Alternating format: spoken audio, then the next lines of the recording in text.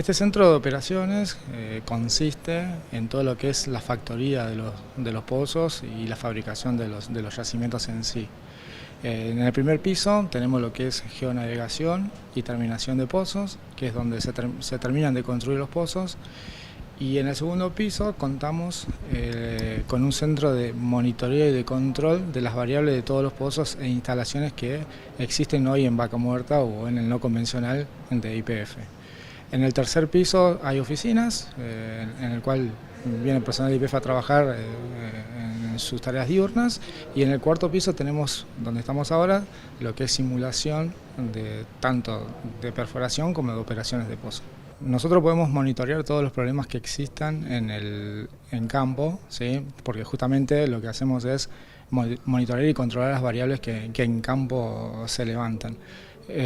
Por ende, sí, o sea, podemos accionar sobre los pozos, podemos accionar sobre las instalaciones y también arrancar, parar pozos, cerrar instalaciones y controlar esas anomalías que pueden llegar a surgir. Contamos con sistemas de respaldo por si nos quedamos sin energía. La operación de las salas de control y de las salas que existen en el centro operativo es 24/7, o sea, están todo el tiempo en turnos o de 7x7, 12 horas, o de 4x4, que es la sala del segundo piso, 12 horas.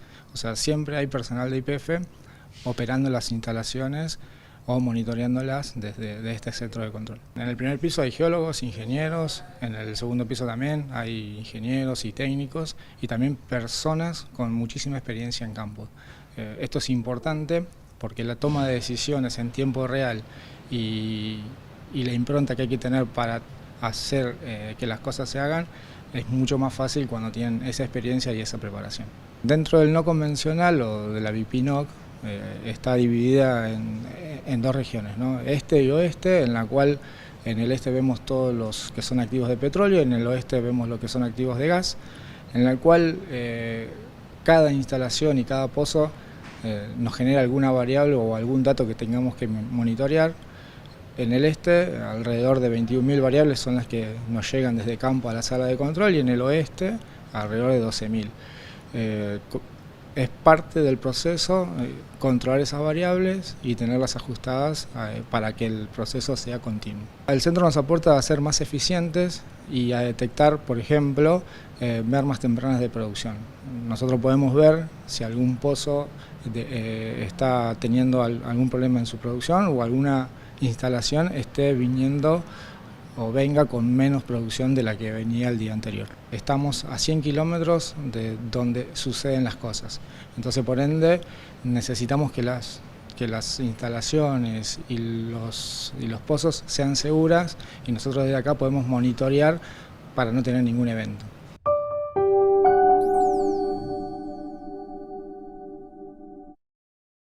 La inversión extranjera directa en Argentina está alrededor de arriba de los 15.000 millones de dólares. El año pasado supera claramente el máximo que existieron entre el 2015 y el 2019, que fueron 11.000 millones de dólares.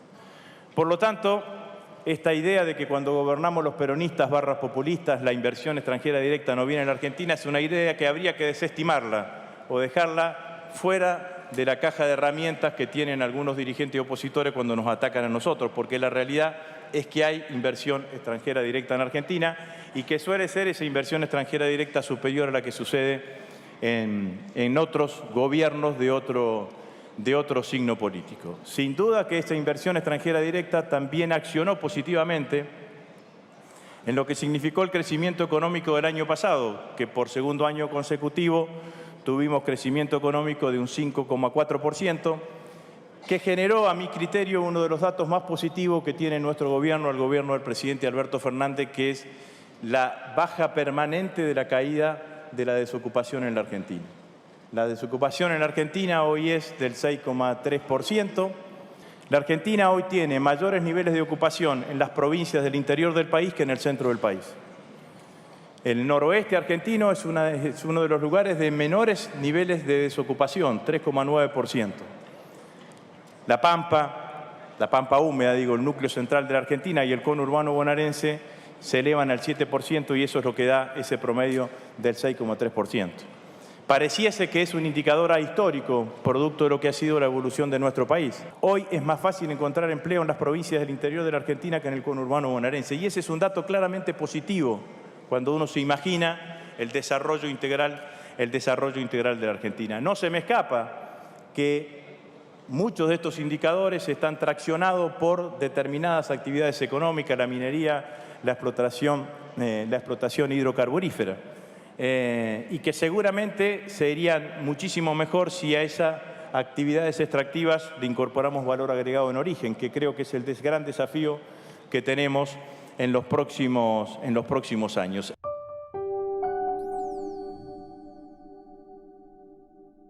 Estos 40 años de democracia reconocen, a mi criterio, un hecho que no debe pasar desapercibido en la vida política e institucional de nuestro país.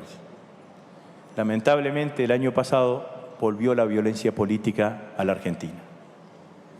El intento de magnicidio de la vicepresidenta de la Nación, Cristina Fernández de Kirchner, es un acto de violencia política, que hubiese merecido una respuesta más contundente de la totalidad de la dirigencia política. En estos,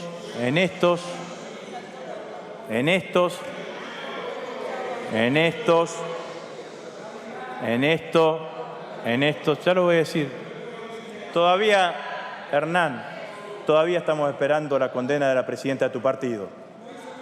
No lo hizo. Los discursos del odio existen en la Argentina. La violencia política en la Argentina no empezó ahora, empezó muchos antes. Y yo no quiero traer discusiones pasadas, pero en el 2008, cuando fue el conflicto con el sector agropecuario, empezó la violencia política en la Argentina.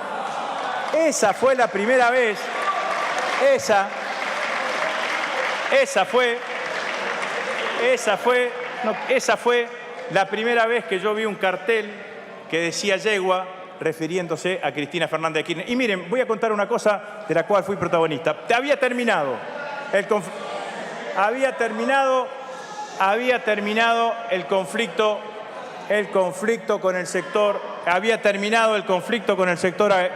agropecuario. Cristina Fernández de Kirchner asistió. ¿Barricada está haciendo vos? Vos estabas en los cortes. ¿Pero qué van a tirar piedra en la plaza? Ustedes iban a mi casa, no me jodan, muchachos, iban a mi casa. Iban a mi casa contra mi mujer, contra mis hijos. ¿Qué vienen a decirme acá? Vamos.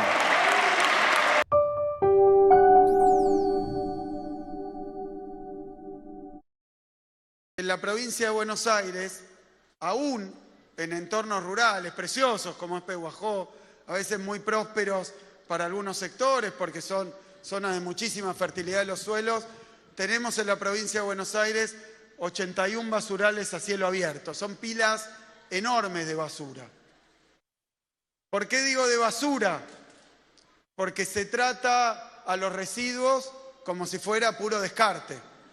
Y después sobre la basura hay trabajo, que me permito decir que es un trabajo, ¿no? Que es un trabajo muy degradado, sin ningún derecho, sin ningún cuidado, sin ninguna protección, sin ninguna dignidad. Por eso yo creo, Pablo, que esto, que para nosotros es un gran ejemplo lo que ocurrió en Pehuajó. Nosotros nos propusimos que esos 81 llamados basurales a cielo abierto se cierren lo antes posible. Estamos en un acto muy importante, histórico, creo, para la provincia de Buenos Aires, porque gracias al trabajo previo que venía llevando adelante el municipio, una inversión en la que también pudimos contribuir desde la provincia de Buenos Aires, con equipamiento, con muchísimo esfuerzo también de la provincia, trabajando entre provincia y municipio, hemos logrado cerrar el ciclo completo. Hay que instalar,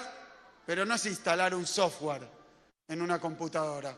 Hay que instalar una cultura nueva en la sociedad completa, que tiene que ver con esto de la separación de residuos desde el origen. Tenemos para construir un camino en el terreno del ambientalismo popular. Este es el primero de los 10 que vamos a hacer este año, pero son 81 estamos tomando velocidad, pasamos la pandemia, abrimos un ministerio, plantamos bandera y ahora no nos para nadie.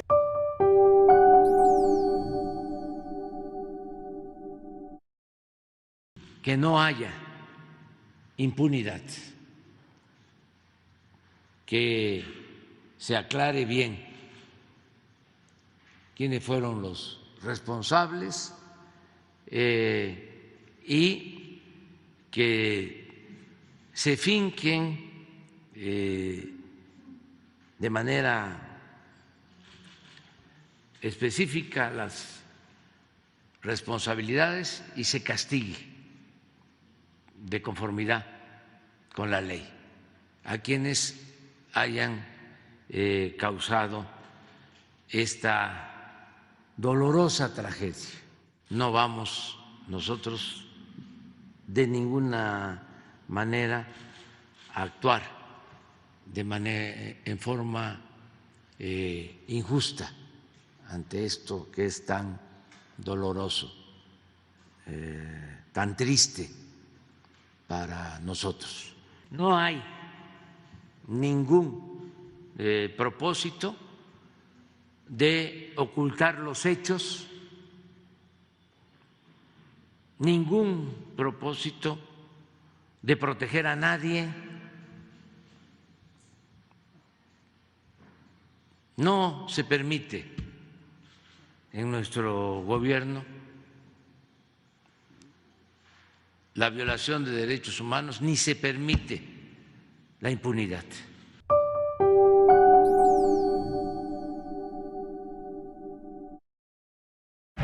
Panorama Federal. Santa Fe. Lucha contra el narcotráfico. Diputados dio media sanción al proyecto para fortalecer la justicia federal de Santa Fe. Ahora pasó al Senado. Esta tarde, organizaciones sociales, eclesiásticas, gremiales y empresariales convocaron en Rosario a marchar en silencio para pedir seguridad y tranquilidad. Entre Ríos. Educación híbrida. 70 escuelas secundarias entrerrianas comenzaron a implementar un sistema que combina presencialidad y virtualidad. Salud. Dengue. El número de casos en Santa Fe se cuadruplicó en los últimos 4 días y se intensificaron los operativos de prevención. En Tucumán son 80 los pacientes que se encuentran internados en distintos centros de salud con diagnóstico de dengue. Buenos Aires. Efecto de la sequía. Declararon la emergencia agropecuaria en 11 partidos bonaerenses que vieron afectada su capacidad productiva en más de un 50%. Chaco. Más áreas protegidas. Se aprobó la ley que crea el Parque Nacional Laguna del Palmar en el departamento de Bermejo a 70 kilómetros de Resistencia. Tiene unas 5.000 hectáreas con gran diversidad biológica en flora y fauna, de las cuales 3.000 pertenecen a humedales. Antártida. Reabastecer las bases argentinas. El rompehielos Irizar ya está en camino desde Ushuaia hacia la Antártida para cumplir la última etapa de su viaje. Chubut. Protección ambiental. Procesaron a una pesquera hispano-argentina y a 2 directivos por descargar líquidos contaminantes en el Golfo Nuevo en Puerto Madryn. La causa judicial comenzó a raíz de la publicación en redes sociales de un video donde se mostraba cómo vertían ilegalmente un efluente de naranja al mar. Río Negro. Cumbres Blancas. Las montañas de la ciudad rionegrina de San Carlos de Bariloche amanecieron nevadas, dando la bienvenida al paisaje más invernal. Más información en pelan.com.ar. El girasol está cumpliendo con los objetivos en cuanto a rendimiento y volúmenes. Es un cultivo que tiene mucho para crecer, que está integrado en una cadena que genera valor, que desarrolla productos. Y esta jornada creo que es muy positiva para intercambiar experiencias, tanto de lo productivo como también las demandas de lo que generan países que son altamente demandantes de aceites de soja y de girasol, como es India. Las exportaciones del complejo girasolero son de 1.900 millones de dólares y ocupa el 8º lugar dentro de las exportaciones del complejo oleaginoso, por lo cual es un actor importante, pero tiene muchísimo para crecer. Nosotros vemos muchas ganas y mucho ánimo de revancha, entre comillas, digamos, no me gusta la palabra, pero vamos a ponerlo en ese contexto, de los productores. Y esto habla bien de los productores, de volver a sembrar, vienen de 2 campañas a donde los 3 cultivos más importantes, ninguno de ellos tuvo rendimientos aceptables, el trigo, el maíz y la soja. Los productores por lo general con algunos de estos 3 cultivos ellos tenían buenos ingresos y en estas últimas campañas los 3 tuvieron realmente desempeños muy desfavorables y la escasez de lluvia también restringió fuertemente la oferta forrajera, con lo cual no tienen pasto tampoco. Esto se empezó a revertir hace alrededor de 15 días, ahora los procesos productivos no se recomponen en 15 días, ¿no? La mayoría de aceite de soja de Argentina y también girasol de Argentina está exportado a la India hace varios años y somos el más grande comprador. El año pasado, en 2022, el valor de aceite de soja y girasol juntos fue 3.800 millones de dólares. Es casi más de 85% de la exportación de Argentina. Argentina e India son muy fuertes socios, son socios estratégicos. En términos de comercio, tenemos un comercio bilateral de más de 6.400 millones de dólares en el año pasado. Y India es el cuarto más grande socio de Argentina en comercio bilateral. Y este es un congreso muy especial, que justamente se inscribe en este marco de geopolítica, de conflictos bélicos y de gran tensión, sobre todo en el Mar Negro, donde entre Ucrania y Rusia representan el 80% del comercio mundial de aceite de girasol. Ese comercio hoy está fracturado. Argentina es el cuarto exportador mundial.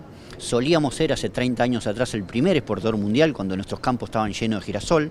La idea es recuperarlo porque tenemos un cultivo muy resistente al cambio climático, resistió a esta gran sequía que nos ha hecho perder miles y miles de millones de dólares en el país, y entonces es mostrarle a todos los extranjeros, empresarios que están visitando acá, tenemos 200 personas hoy aquí, las enormes virtudes que tiene el girasol argentino y nuestro aceite, que sí es reconocido, por ejemplo en la India, como un aceite de alta calidad.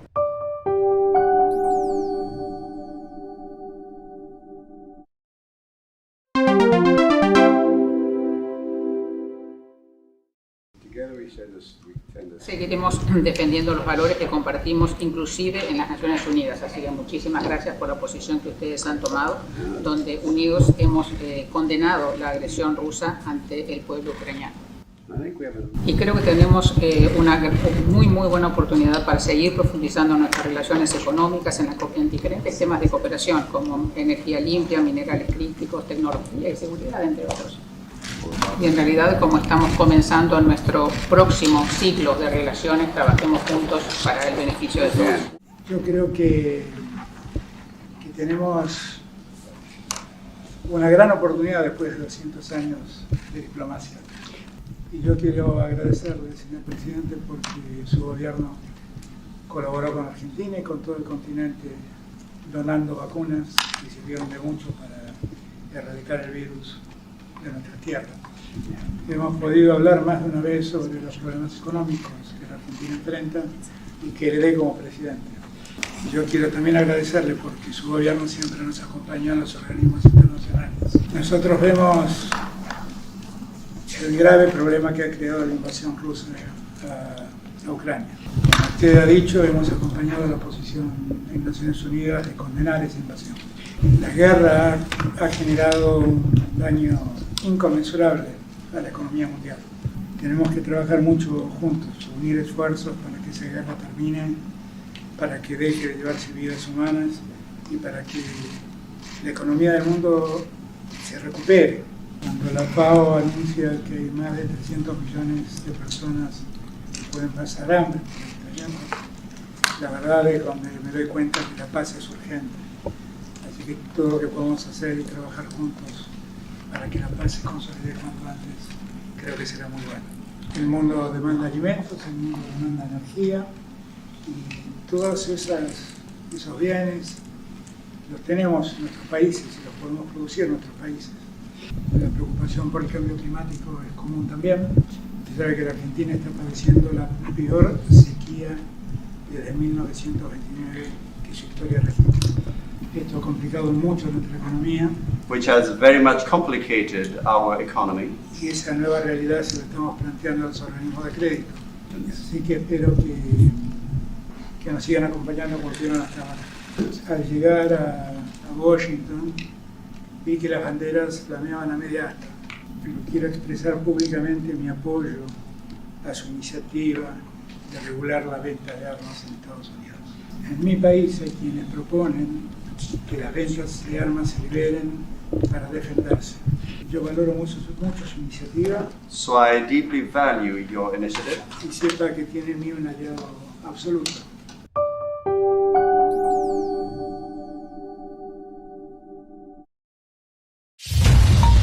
Minuto de noticias.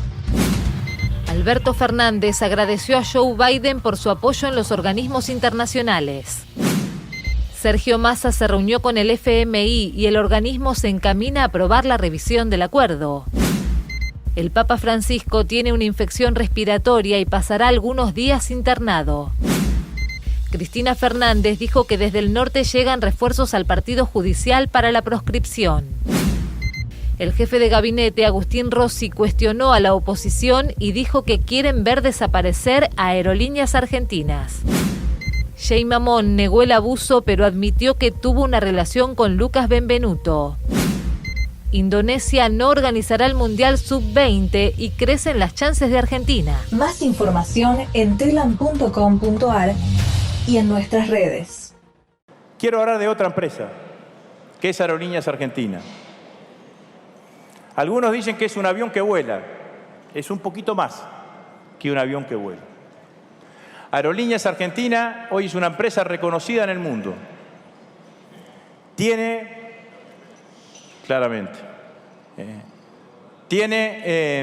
una cantidad de aviones que son propiedad de Aerolíneas Argentinas.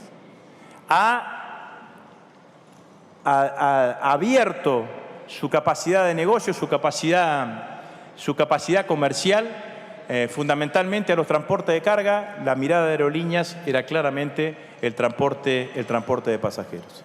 Ha reducido este último año casi en un 60% los subsidios que tenía por parte del Estado.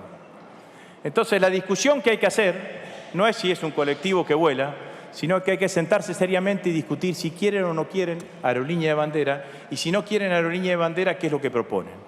Y lo que proponen es la política de cielos abiertos. ¿Qué significa la política de cielos abiertos? La política de cielos abiertos significa que venga cualquier empresa en distintos lugares del mundo, o inclusive alguna empresa argentina, que van a elegir qué destinos van a hacer y qué rutas van a hacer. Entonces, se van a concentrar las rutas a Córdoba, a Iguazú, al Calafate, a Mendoza quizás. Las rutas que van a hacer las empresas privadas en una política de cielos abiertos son las rutas que son absolutamente rentables. Me prendieron la radio acá. Me prendieron la radio acá. Es una cosa... No sabía que había radio. Silencio, diputado, por favor. Agustín va a contestar. Entonces, en realidad, yo le voy a decir cómo termina la historia esta de los que quieren ver desaparecer a Aerolíneas Argentinas. Va a haber distintos tipos de empresas que van a ser solamente los destinos rentables. Cuando venga un gobernador de alguna provincia en donde esas empresas no van, el señor empresario le va a decir, yo voy, pero como no es rentable, me tenés que subsidiar. Entonces, el subsidio que se quejan de que hoy recibe Aerolíneas Argentinas, se lo van a recibir los privados, que en general suelen ser amigos de ellos. Entonces, esto es lo que están planteando con la política de cielos abiertos y con la destrucción de Aerolíneas Argentinas. Nosotros no nacionalizamos Aerolíneas Argentinas. A nosotros nos la tiraron por la cabeza un grupo empresario, que era el Grupo Marzán español, que no hacían funcionar Aerolíneas Argentinas y que el 80% de los aviones que tenía en ese momento Aerolíneas Argentinas claramente eran en leasing y no eran propiedad de Aerolíneas Argentinas.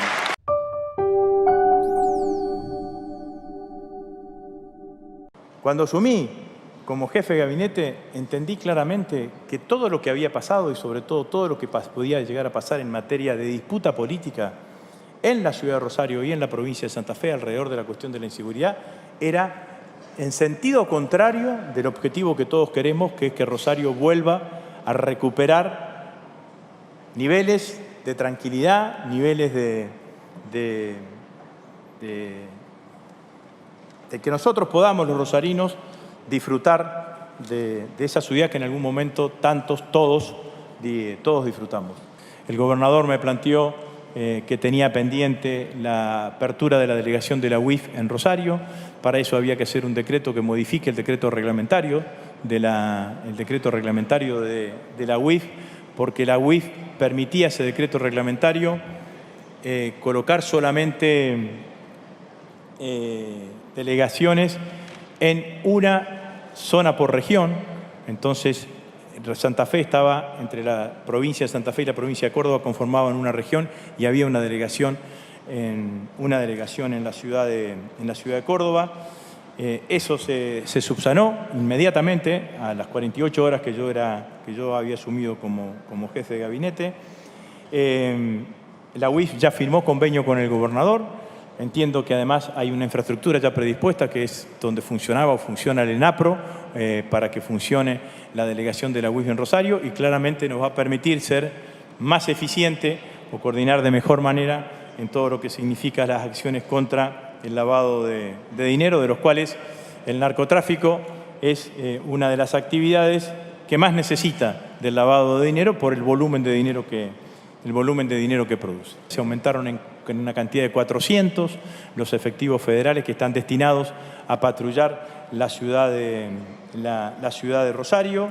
Se envió un mayor equipamiento a la Policía Federal, equipamiento de balística y equipamiento de software para fundamentalmente destrabar o desbloquear los teléfonos celulares para que no tengan que venir a Buenos Aires, y balística exactamente lo mismo para la Policía Federal argentina.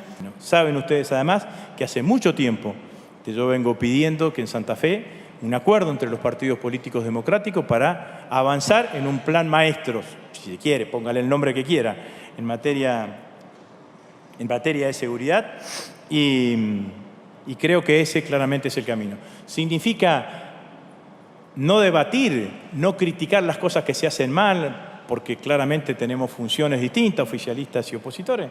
No significa eso. Sí significa sacar la inseguridad y el flagelo que tiene Rosario del carancheo político. El carancheo político, la verdad, es que no le sirve ni para los que hacen carancheo. Esto lo quiero decir con absoluta tranquilidad, y me parece que ese es el camino.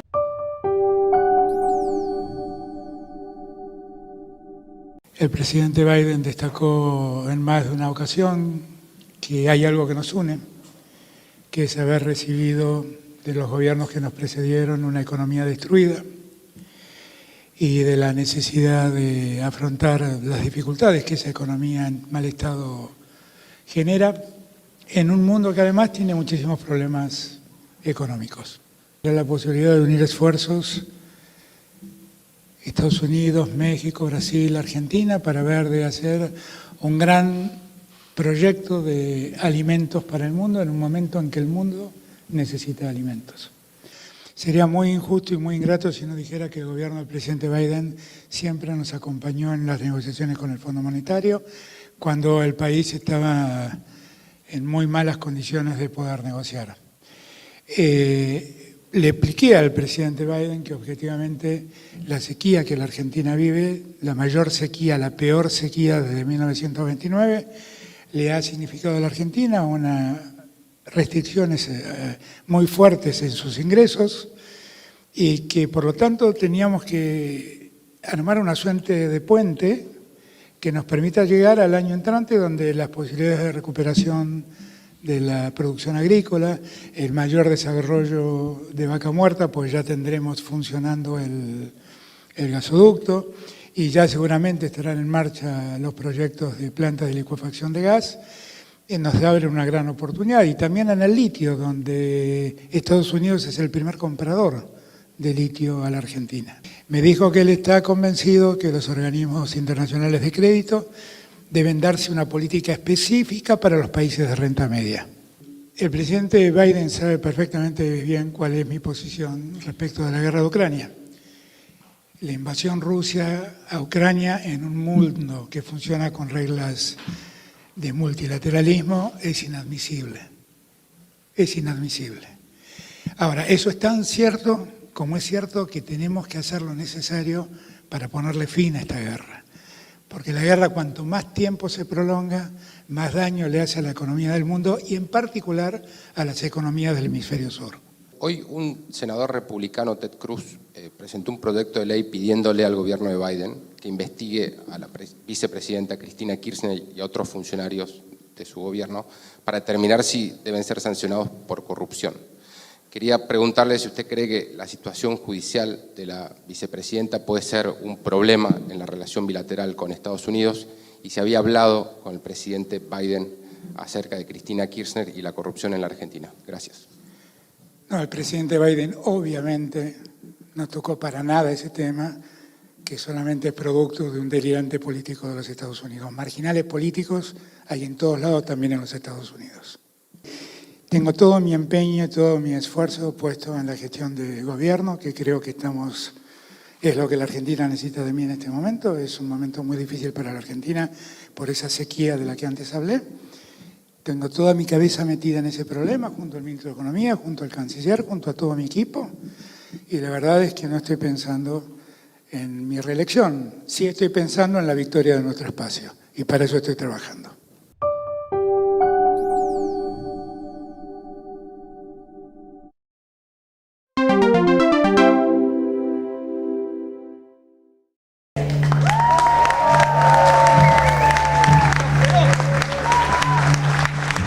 La escultura que hoy se va a inaugurar se llama Fabio la Musa, es una estatua de 3 metros, está hecha con una técnica mixta de lo que sería la cera perdida, que es la que se usó siempre para hacer estatuas de bronce desde la antigüedad, y escaneo 3D, impresión 3D, técnicas modernas de escultura, en donde lo que hicimos fue escanear a Hernán Piquín y a Natalia Pelayo, que son los protagonistas de la última película de Fabio, elegidos por él. A la musa, a la manera de la inspiración, por así decir, para mí es un orgullo que me haya convocado para eso, no solo porque tuve la suerte de laburar con Leonardo, sino porque es poder quedar cerca de él de alguna manera, con toda la gratitud por el legado cultural y artístico que nos deja, y muy emocionada de que esté acá y que sea de la gente, como Leonardo quisiera, que él siempre estuvo cerca del pueblo, con su sentimiento popular, con una coherencia de vida y artística muy grande, y para mí es un orgullo que esté acá y sea de la gente. Emoción, básicamente porque es un Fabio que está creando con una musa que le está soplando arte al oído y con la guitarra colgando, un megáfono en la otra mano, es el artista integral que fue siempre.